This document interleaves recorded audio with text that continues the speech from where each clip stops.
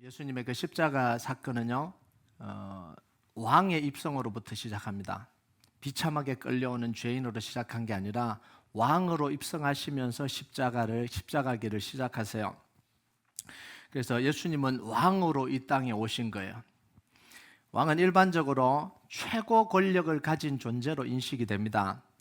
그래서 그 권력을 가지고 통치하고 다스리는 역할을 하는 게 이게 왕이에요. 그런데 이 세상 권력자들 때문에 이 통치하고 다스린다는 개념이 많이 변질되어 버렸어요. 세상의 통치자들은 억압하고 구속하는 데 자기 권력을 사용합니다. 자기 마음대로 누르고 억압하고 자기를 위해서 모든 걸 다 사용해요. 이게 세상 권력자들이에요. 그런데 우리는 그래서 우리가요, 예수님이 우리의 왕 되신다, 주인 되신다, 이것의 가치를 몰라요. 왕과 주인이 되면 괴로워지고 구속이 되고 힘들어지고 싫고 이런 느낌이 들어요. 그러니까 정말 예수님이 나의 왕이 되어 주십시오, 주인이 되어 주십시오, 너무 감격적으로 고백하지 못해요. 또 구속되구나, 또 눌리는구나, 또 뭔가를 해야 되는구나, 이런 생각을 하게 된다고요. 그런데 예수님이 왕으로 다스리시는 개념은요, 세상 권력자들과 완전히 다른 개념이에요. 왕은요, 자기 백성을 억압하는데 그의 권력을 사용하지 않습니다. 이게 왕이 아니에요. 왕의 권력은요, 자기 백성들을 억압하는, 위협하는 적들을 향해서 사용되는 게 이게 왕의 권력이에요. 이 왕의 권력이 자기 백성들을 향할 때는 돌보고 보호하는 것으로 사용됩니다. 이게 왕이에요. 그래서 시편 97편 1절 3절 보면요, 같이 한번 읽어볼까요? 시작. 여호와께서 다스리시나니 땅은 즐거워하며 허다한 섬은 기뻐할지어다. 불이 그 앞에 나와 사방의 대적들을 불사르시는도다. 여호와께서 자기 백성들을 다스리니까 뭐예요? 기뻐하고 즐거워하라는 거예요. 여러분, 이걸 깨닫는 게 놀라운 은혜예요. 왕이 되어주신다라는 것, 하나님이 내게 왕이 되어주신다는 것, 주인이 되어주신다는 이 기쁨이 얼마나 큰지를 깨닫는 게 이게 축복이에요. 제가 한번 이야기했잖아요. 새벽기도 하다가 이게 깨달아진 순간 감격의 눈물이 흐르는 거예요. 주님이 나의 왕이 되어주시는구나. 그때가 제 인생의 가장 힘들 때였거든요. 그런데 주님이 내게 왕이 되어주시고 나의 주인이 되어주시고 나를 보호하시고 지켜주시는구나. 모든 게 다 암흑 같은 그 시대에 나에게 왕이 계시는구나, 이게 깨달아지는데요, 이게 감격이 올라오는 거예요. 그때부터 제가 하나님이 왕입니다, 주님이 주인입니다라고 고백할 때마다 감격이 돼요. 이게 무슨 말인지를 아니까. 저를 억압하려고 그런 것도 아니고 누르려고 그런 것도 아니고 구속시켜서 뭔가 끌고 다니고 억지로 시키고 이게 아니라는 거예요. 주님은 우리의 왕이 되어주시길 원합니다. 우리의 주인 되어주시길 원합니다. 여러분에게 하나님이 왕이시고 주인 되는 역사가 있길 주님의 이름으로 축복합니다. 여러분, 이스라엘 백성들이요, 억압과 고통 중에 있으면서도 자신들을 구원해 줄 이런 메시아를 기다리고 있었던 거죠. 그래서 12절과 13절을 보면 같이 읽겠습니다. 시작. 그 이튿날에는 명절에 온 큰 무리가 예수께서 예루살렘으로 오신다는 걸 듣고 종려나무 가지를 가지고 맞으러 나가 외치되 호산나 찬송하리로다. 주의 이름으로 오시는 이 곧 이스라엘의 왕이시여 하더라. 여기서 호산나는 오 구원하소서 또는 우리를 구원하소서 이런 외침이잖아요. 왕이신 예수님이 우리를 고통에서 건져달라는 거예요. 이들의 외침은 절실했습니다. 정말 억압에서 건져달라는 거예요. 굶주림에서 해결해달라는 거예요. 정치적으로 압박받는 그곳에서 제발 좀 우리를 건져달라는 거예요. 간절하게 외쳤습니다. 그냥 종교적인 외침이 아니에요. 정말 나를 좀 구원해달라고 외치는 외침이 바로 이 예루살렘으로 입성할 때 예수님을 향해 외쳤던 이 사람들의 마음이에요. 여러분, 예수님이요, 자신이 왕이 되어주시기를 간절히 바라는 이 사람들의 특징이 있어요. 고통 중에 있는 사람, 억눌린 가운데 있는 사람, 죄가 있는 사람, 병들고 배고프고 귀신 들린 사람들, 이 사람들이 예수님을 향해서 제발 나를 좀 구해달라, 나의 왕이 되어달라는 거예요. 왕으로 통치하시면서 나를 이 고통에서 건져달라고 외쳤던 거예요. 그래서 마태복음 2장 17절에 보면 예수님이 이런 사람들이 고침받는다라는 거예요. 같이 한번 읽어볼까요? 시작. 예수께서 들으시고 그들에게 이르시되 건강한 자에게는 의사가 쓸데없고 병든 자에게야 쓸데있느니라. 나는 의인을 부르러 온 것이 아니요 죄인을 부르러 왔노라 하시니라.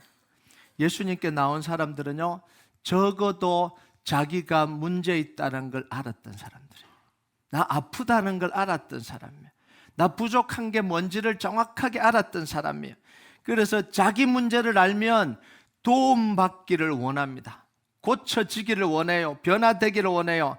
그래서 왕 대신 예수님이 치료하시고 고쳐주시고 용서해 주셨잖아요. 자기 문제를 알고 고쳐달라 그러니까. 아픈데요, 힘든데요, 자기 문제가 있으니까 아프고 힘들고 고통스럽잖아요. 이걸 누가 좀 고쳐줬으면 좋겠다라는 그 갈망이 속에서 막 올라오는 거예요. 여러분, 몸이 아프면요 얼마나 찾습니까? 이걸 고쳐줄 사람을 얼마나 찾아요. 문제가 있으면 이걸 해결해 줄 사람을 얼마나 갈망합니까? 매일매일 그 문제가 나를 짓누르는데 어떻게 편안하게 지낼 수가 있어요? 이걸 누군가 나를 고쳐줬으면 좋겠다, 이런 마음이 속으로부터 일어나잖아요. 그래서 고침받기를 원하고 변화되기를 원하고 하나님께 나오는 거죠. 그래서 세리의 기도는 응답이 됐고요, 가늠한 여인, 이 여인은 예수님께 용서받았고요, 병자들은 예수님께 나와서 고침받았습니다. 그 갈망이 있잖아요. 그런데 예수님의 왕되심을 거부한 사람들이 있어요. 서기관과 바리새인들과 종교 지도자들, 모든 사람들이 나를 구원하려고 호산나 다윗의 자손이여 나를 구원하소서라고 외칠 때 오히려 더 마음이 냉랭해져 버린 사람들이 있습니다. 누가복음 19장 39절 40절 같이 읽겠습니다. 시작. 무리 중 어떤 바리새인들이 말하되 선생이여 당신의 제자들을 책망하소서 하거늘 대답하되 이르시되 내가 너희에게 말하노니 만일 이 사람들이 침묵하면 돌들이 소리 지르리라 하시니라. 이들은 예수님이 왕이 되는 걸 원치 않았어요. 모든 사람들이 예수님을 향해서 호산나 나의 왕이 되어 주십시오, 나를 구원해 주십시오 하는데 이 사람들은 그걸 원치 않아요. 왜냐하면 예수님으로부터 바랄 게 없다고 생각하기 때문에 그래요. 바랄 게 없는 거예요. 오히려 예수님이 자기들에게 뭔가를 요구한다고 생각하는 거예요. 자꾸 뭔가를 요구한다고 생각을 하는 거예요. 그러니까 예수님이 왕이 되는 게 귀찮은 거예요. 부담스러운 거예요. 예수님이라는 존재가 없었으면 좋겠는 거예요. 그러니까 당연히 기도도 형식적이 되고요, 모든 게 자기 자랑입니다. 서기관과 바리새인과 종교 지도자들은 이 종교적인 활동이 다 자기 자랑이에요. 11조 냈습니다. 저는 이 죄인들과는 달라요. 저는 철저하게 율법 지킵니다. 이 정도 살아가고 있어요. 하나님의 이름을 부르고 살아가는데 하나님과는 관계없어요. 이게 종교 지도자들이었어요. 여러분, 영적 갈망은요, 내게 무엇이 부족한지를 깨닫는 데서부터 시작합니다. 이게 없으면 갈망이 안 일어나요. 근데 이게 있으면 갈망하지 마라 그래도 갈망이 생겨요. 여러분, 계시록 3장 17절 18절 한번 볼까요? 라오디게아 교회 모습이잖아요. 같이 읽겠습니다. 시작. 내가 말하기를 나는 부자라 부요하여 부족한 것이 없다 하나 내 공고한 것과 가련한 것과 가난한 것과 눈먼 것과 벌거벗은 것을 알지 못하는도다. 내가 너를 권하노니 내게서 불로 연단한 금을 사서 부요하게 하고 흰옷을 사서 입어 벌거벗은 수치를 보이지 않게 하고 안약을 사서 눈에 발라 보게 하라.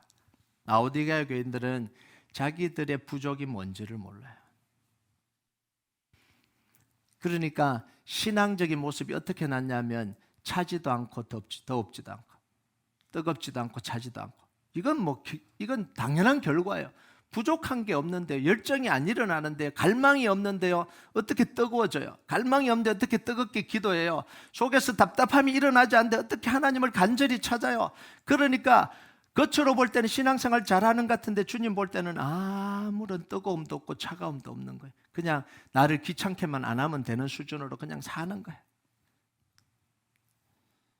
여러분, 물질적이고 육시적인 것에 부족함이 안 느껴지니까 부족함이 없다라고 이야기를 하는 거예요. 신앙생활에 열심을 내지 않아요. 그런데 하나님 뭐라고 이야기하냐면 공고한 것, 가련한 것, 가난한 것, 벌거벗은 것 보지 못한다라는 거예요. 부족함이 없다는 사람을 향해서 하나님 뭐라면 네 안에 공고한 게 있고 가난한 게 있고 이 벌거벗은 게 있고 가련한 게 있다라는 거예요. 이 말은 뭔 말이냐면 육적으로는 부자인데 영적으로는 가난뱅이라는 거예요. 여러분, 이게 심각한 이야기예요. 여러분, 현대인들에게 적용되는 거예요. 물질적으로 육적으로 문제가 없어요. 물론 문제가 있는 사람도 있지만 대부분 문제가 없어요. 그런데 영적으로 헐벗은 상태라는 거예요. 이게 오늘날 현대인들의 모습을 정확하게 보여주는 거예요. 헐벗지 않았는데요. 나는 헐벗지 않았는데요. 여러분, 정말 물질적으로 풍요해지고요, 잘 살아요. 그런데 누군가를 사랑할 마음이 없어요.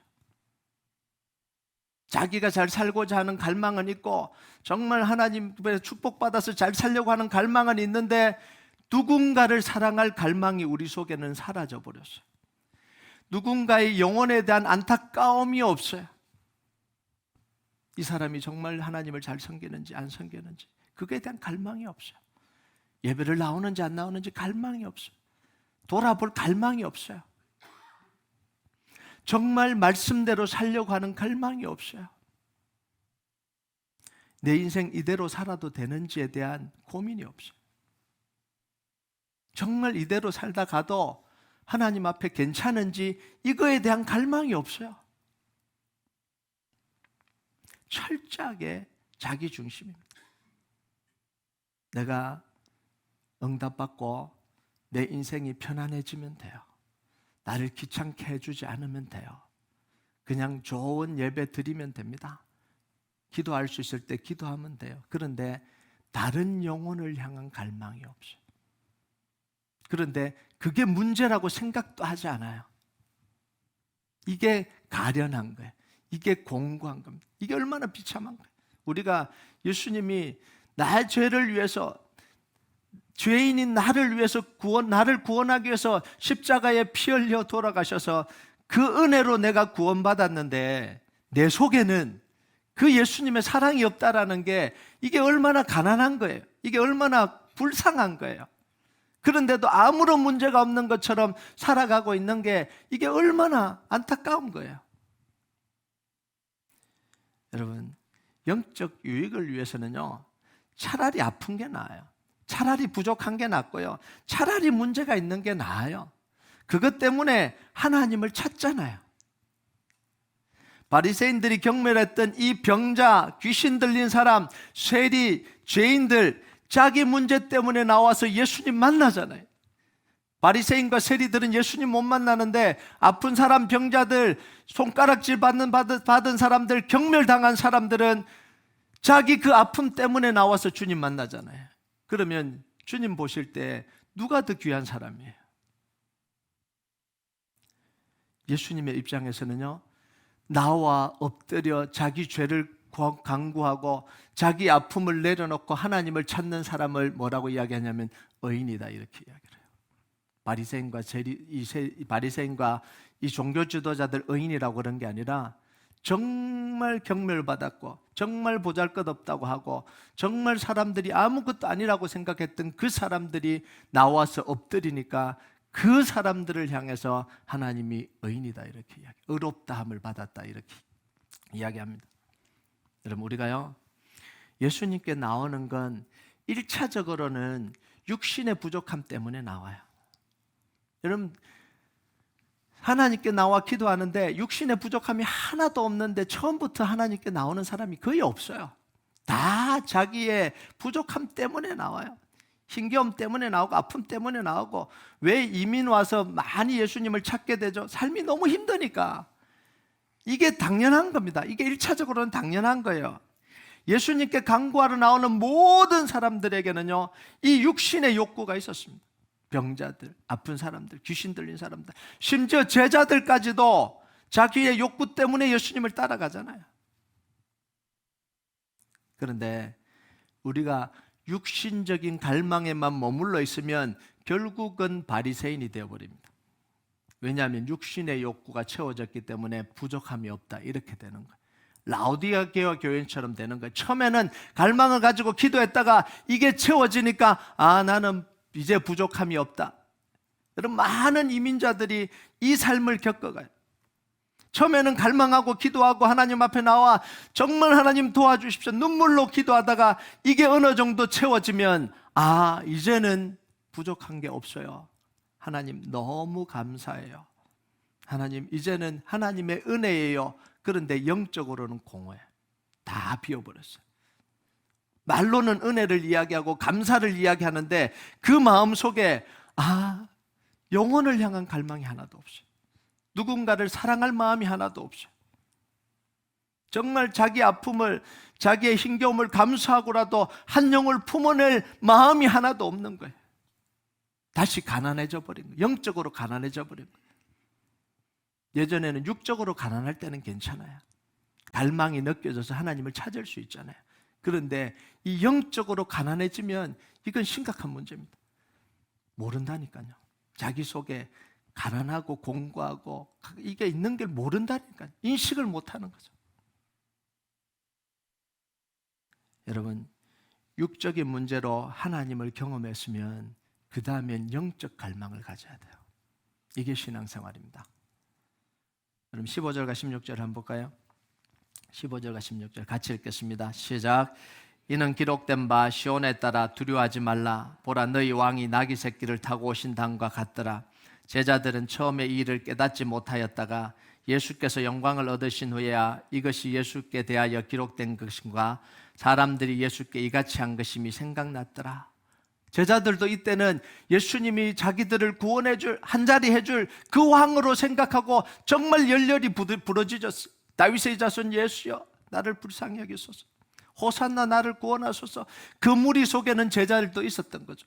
그 자기 욕구를 채우고자 하는 마음이 그 속에 있었던 거죠.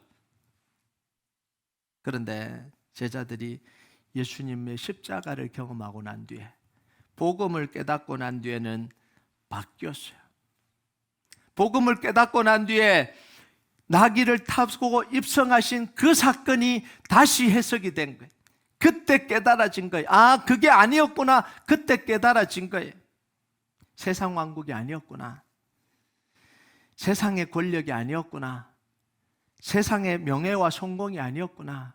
십자가의 길이었구나. 예수님이 가신 게 십자가의 길이었구나. 이게 깨달아진 거예요. 이걸 깨닫고 난 뒤에 이제 진짜 왕으로 섬깁니다. 제자들이 예수님을 진짜 왕 되심을 인정하고 진짜 주인 되심을 인정합니다. 그래서 뭐래요? 예수의 이름으로 복음을 전합니다. 예수의 이름으로 기도합니다. 예수의 이름으로 어려움을 이깁니다. 예수의 이름으로 한 영혼을 사랑합니다. 예수의 이름으로 한 영혼을 사랑하고 고난받는 곳까지 갑니다. 누가 시켜서가 아니라 자발적인 순종, 자발적인 복종. 왕이신 하나님이 나를 위해서 십자가에 달려 돌아가셨기 때문에 나도 그 길을 걸어가는, 이게 영적으로 깨달은 사람이 걸어가는 믿음의 길이에요. 여러분, 이게요 진짜 능력, 진짜 축복, 진짜 힘이 여기에요. 기도했더니 하나님이 축복해 주셨더라. 할렐루야. 이건 시작에 불과합니다. 여기서 더 깊어지지 않으면 우리는 영적으로 죽어가는 거예요. 응답받고 죽어가고 축복받고 죽어가고 사랑받고 죽어가는 거예요. 여러분, 우리가 고난주간을 지나면서요 우리에게 무엇이 부족한지를 좀 보았으면 좋겠어요. 이제 그냥 단지 예수님이 나를 위해서 십자가에 돌아가셨구나, 감사하다, 정말 감사하다, 얼마나 아프셨을까, 그것에서 머물지 말고요. 그래서 우리가 뭐 하겠냐는 거예요. 그래서 그 고난당하신 주님 때문에 내가 무엇이 변했냐는 거예요. 언제까지 예수님이 죽으셨다, 십자가에 돌아가셨다, 얼마나 고통스럽겠냐, 얼마나 아프겠냐, 그 고난을 묵상하고 나도 좀 고난을 받아야 되는데 그게 아니라 정말 내 안에 공고한 게 뭔지, 가련한 게 뭔지, 벌거벗은 게 뭔지를 좀 보았으면 좋겠어요. 받으려고만 했던 내 마음, 늘 관심받기만 하고 누군가의 챙김받기만 하고 늘 내 중심으로 살았던 이 모습에서요, 누군가의 영적인 상태를 걱정하는 사람으로, 내가 받은 사랑을 이제는 계속해서 더 달라고 하는 게 아니라 나누어 줄 수 있는 사람으로, 나에게 왜 영적인 갈망이 없는지, 영혼에 대한 사랑이 없는지 되돌아보는 시간이었으면 좋겠습니다. 여러분, 정말 축복은 뭐냐면 처음에는요, 영적인 것을 가지고 육적인 것을 채우는 게 이게 신앙의 시작입니다. 기도하고 십자가의 능력으로 내 문제를 해결하고 하나님이 축복 주시기를 위해서 기도하고, 이게 첫 번째예요. 그 다음에 뭔지 아세요? 물질적인 축복과 물질적인 것을 가지고 영적인 것을 추구해가는 게 그 다음 단계예요. 내게 주신 축복, 내게 주신 은혜, 내게 주신 것들을 가지고, 직장, 사업 가지고 이제는 영적인 것을 추구하기 위해서 그걸 팔아서 영적인 것을 사는 게, 그게 신앙생활입니다. 이제는 방향을 바꿔야 돼요. 영적인 것을 팔아서 육적인 것을 채웠다면, 내 것이 해결됐다면 이제는 나의 육적인 것을 팔아서 영적인 것에 투자해야 가야 되는 거예요. 그게 정말 하나님을 믿고 살아가는 모습입니다. 여러분, 우리가 고난주간 지나가면서요, 정말 우리가 우리 안에 있는 이 가련한 것, 공고한 것, 없는 것, 가난한 걸 되돌아보고요, 이게 없다면 주님 말씀하신 대로 내 것을 팔아서라도 이 영적인 것을 사는 그런 은혜가 있기를 주님의 이름으로 축복합니다. 우리 같이 찬양하도록 하겠습니다. 이 찬양 하나님 앞에 좀 올려드립시다. 의지했던 모든 것 변해가고 억울한 마음은 커져가네. 부끄러움 없이 살고 싶은 마음 주님 아시네. 모든 일을 선으로 이겨내고 죄의 유혹을 따르지 않네. 나를 구원하신 영원한 그 사랑, 그 크신 은혜 날 붙드시네. 우리가 이 찬양 하나님 앞에 좀 같이 올려드립시다.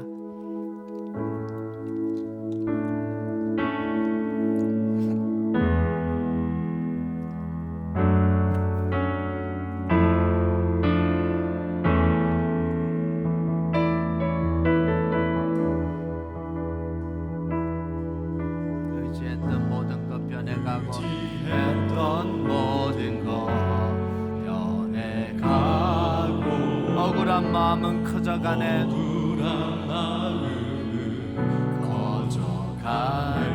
부끄러움 없이 살고 싶은 마음, 부끄러움 없이 살고 싶은 마음 주님 아시네. 주님 아시네. 모든 일을 선으로 이겨내고,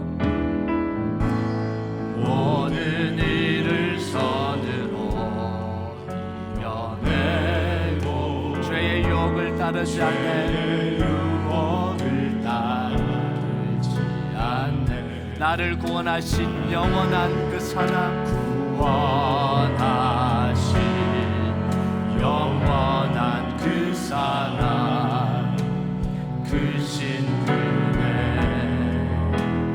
날 주어진 내 삶이 작게만 보여도, 주어진 내 삶이 작게만 보여도 선하신 주 나를 이끄신 모든 중심을 보시는 주님만 따르네. 보시는 주님만 따르네. 날 택하신 주만 의지해. 보이는 상황에 무너질지라도, 상황에 무너질지라도 예수 능력이 나를 붙드네. 능력이 나를 붙드네. 보이지 않아도 주님만 따르네. 않아도